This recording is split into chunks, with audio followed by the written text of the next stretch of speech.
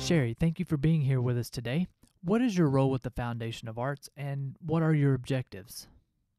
Okay, I'm the Executive and Artistic Director for the Foundation of Arts. We are a regional nonprofit organization. Our goal and our mission is to provide the citizens of Northeast Arkansas with quality, family-oriented programming that includes community theater, arts education, and outreach activities. So we have really kind of three companies in one, lots going on all the time between our theater season, our arts education classes, and then the extra activities that we provide for the community in the meantime. Now let's talk specifically about the community theater program. Tell me what it is and how it works.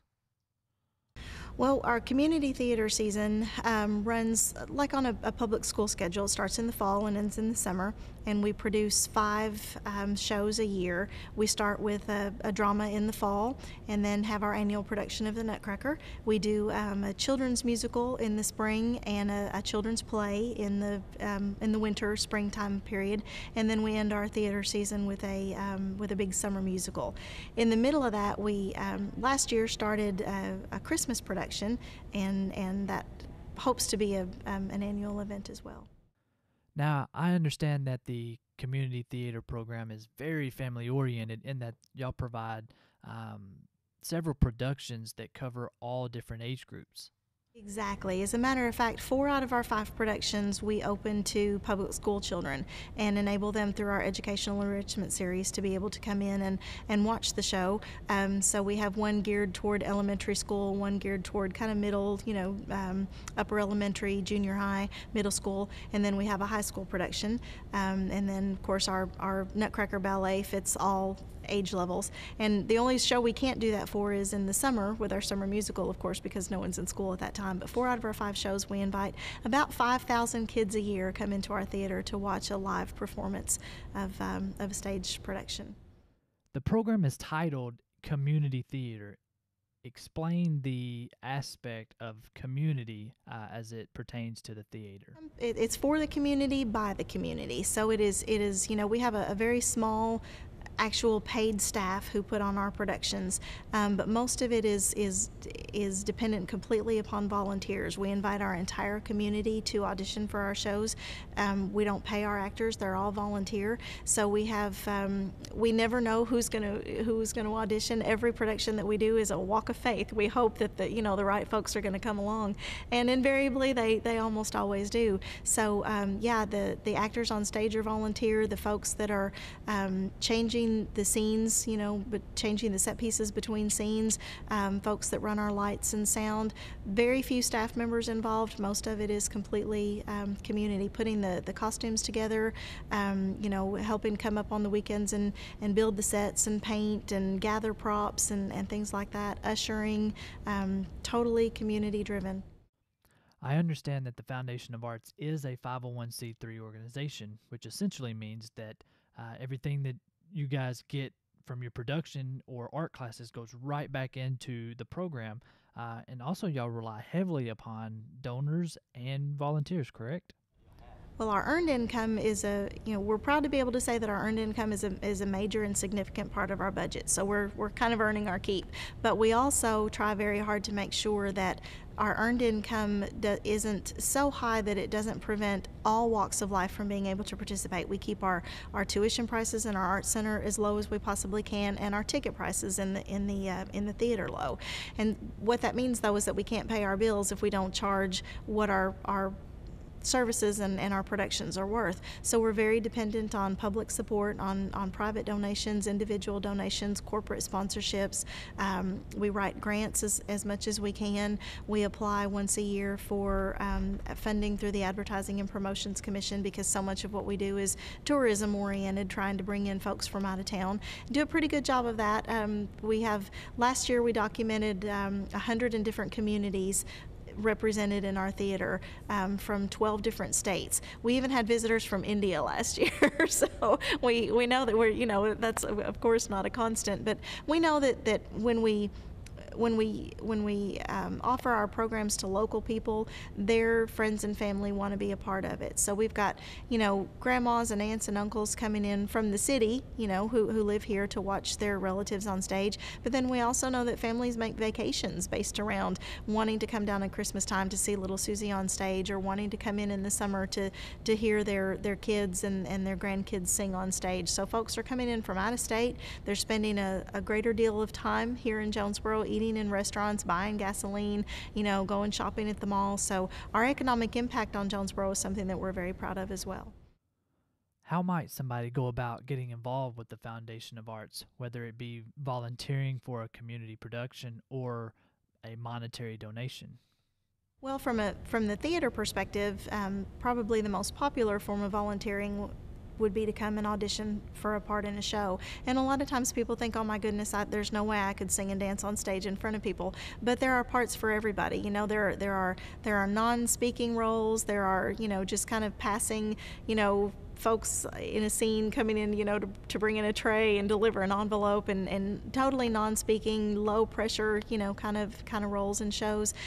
We also have folks that are incredibly just invaluable working with us behind the scenes. They may be marking the script for lines, giving cues. They might be taking care of all the props that are backstage. They might be out in the community, going through thrift shops and flea markets and things like that, trying to acquire props for us. So lots of things to volunteer and to do in the theater side. We need ushers for our presentations. We need folks to go out in the community and hang up our posters that let folks know, when our productions are and that kind of thing. Lots of things that you can do to help in the community theater side. If someone is looking for more information regarding the Foundation of Arts, where do they go to get that information? Our best source of information is going to be on our website, which is foajonesboro.org. It always lists the upcoming dates for our functions, whether it's auditions or the actual performance dates. There are, explanations of volunteer opportunities, the contact information for all of our staff. So pretty much anything you need to know about the Foundation of Arts is on our website, including donation opportunities and how you can become a sponsor. Our sponsors especially for our community theater season, are what keep the community theater season alive and going. Such an important part of our community to have those partnerships. So, lots of things on our website that can track you to the correct staff member, or give you dates of information of when you can come and audition or when you can see a show, things like that. Sherry, thank you for giving us information on the community theater. Up next, we will talk about the arts education program.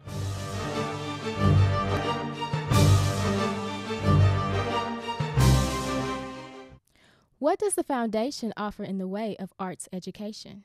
Well, it's grown significantly over the years. About 10 or 11 years ago, we offered just a handful of classes, and now programmatically we have about between 60 and 80 classes a semester that we offer.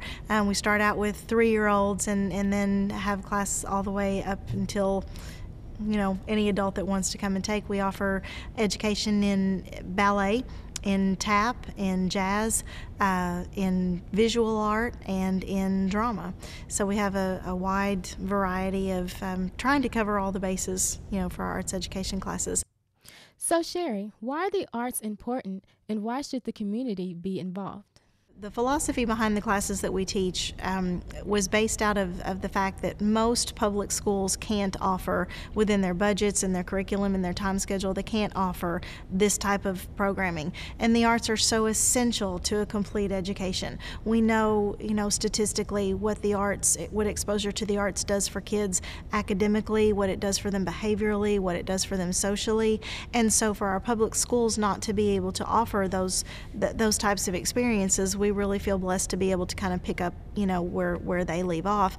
And truthfully, our public schools are offering a little bit more, as they grow, but our programs have grown over the years, I think, because people recognize that need for those arts education classes that aren't staples in other educational backgrounds for the kids, and so our programs have grown tremendously. Our class sizes.